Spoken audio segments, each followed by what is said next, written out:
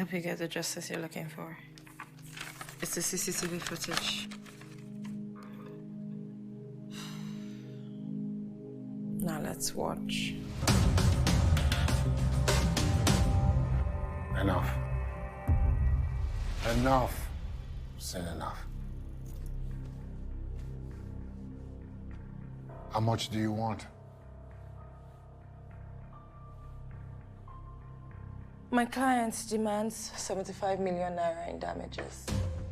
In closing, the hotel sends the CCTV footage, which Didi plays at their next arbitration meeting, and it's decided that Didi won, and her father congratulates her along with everyone else. Then her dad fires his female employee who'd taken the CCTV footage in the first place. What does Didi demand having won? Brace yourself. And your client goes for anger management classes at a center of our choosing. He cannot be late or miss a class, otherwise the fee in damages will be doubled. She demands that the abuser attend anger management because personal anger is obviously the problem and not patriarchy, where society has normalized the treatment of women as second-class citizens. We'll circle back to this anger management thing and close with it.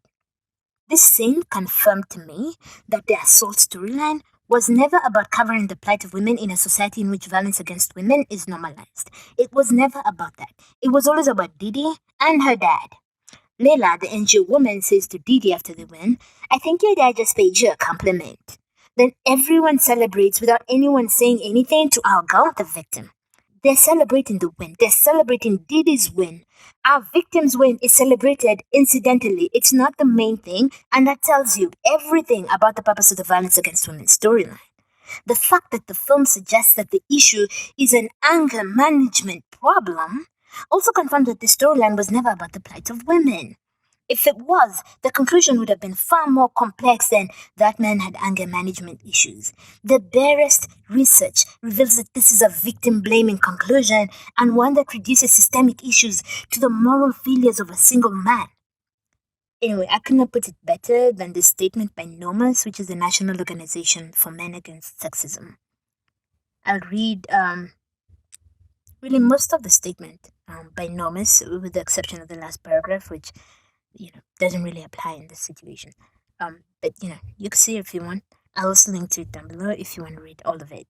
Position statement against anger management as a response to men's violence against women. NOMAS, the National Organization for Men Against Sexism, strongly opposes the use of anger management or anger management programs as a criminal or civil disposition or means in which to deal with violence against an intimate partner. Over the last 30 plus years of experience working with men in batterer programs, including the experience of domestic violence advocates, it is clear that men are not out of control, but in fact use their ostensibly out of control anger as a tactic to control, dominate, instill fear, and gain and maintain power over their partner. He is out of control of her. Men who attend batterer programs appear at domestic violence court hearings or when asked by police who arrive at domestic violence calls can and do decide to manage their anger in ways that will not cause them to incur additional consequences. Since the majority of domestic violence perpetration is committed by men against their intimate female partners, issues for the LGBTQ community will require separate consideration not included in the statement. Whenever men are ordered to complete an anger management program, it is typically shorter in duration, 13 sessions, than most batterer programs, 26 or 52 sessions for lower criminal charges on an isolated incident. Those same men frequently are referenced as first-time offenders. This practice excuses any and all previous incidents. His behavior looks as if it was less serious when in fact the seriousness of his abusive behavior remains unknown with the exception of the woman he has and may continue to abuse. Anger management programs and practices place blame on the victim. Its practices require her to participate and take responsibility for managing his anger and behavior, simultaneously diminishing his full accountability and responsibility for his behavior. Anger management programs and practices implies his inability to control his anger whenever anger management practices are offered as a solution to his behavior. This affords him an additional opportunity to not take full responsibility for his behavior. Anger management practices collude with the batterer by disregarding and or rejecting sexist, misogynist, entitlement, privileged attitudes and beliefs which perpetuates men's abuse of the women in which they are partnered.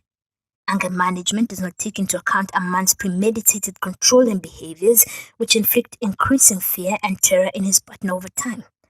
It is clear that intimate partner violence is not driven by a man's anger and lack of self-control. It is clearly driven by his imposing need to have power over in order to maintain domination over his partner. Anger management practices psychologize a batterer's abusive and controlling behaviors as an individual problem. Its practices and strategies ignore the social and political contexts that have historically condoned and perpetuated men's violence against women. In the end, society is not required to assume responsibility for addressing the cultural, social, and political challenges when holding men accountable. Society will not be required to achieve the endemic social, political, and institutional changes essential to ending violence against women. Better accountability programs that embrace a socio-political anti-oppression analysis can be an option as a viable mechanism for holding offenders accountable in conjunction with the criminal and civil justice systems for acts of domestic violence against an intimate female partner. That's the end of the excerpt of the NOMAS statement written by Gregory White for NOMAS, Ending Men's Violence Task Group. This is why no good faith argument in defense of the Namaste Wahala filmmakers can withstand even the barest scrutiny. They did a terrible job in this one. They had no business using violence against women for all these other extraneous reasons. There's just no way to justify what they did. None, zero. That does it for today. Go read Roxane Gay's The Careless Language of Sexual Violence. It's more than worth it.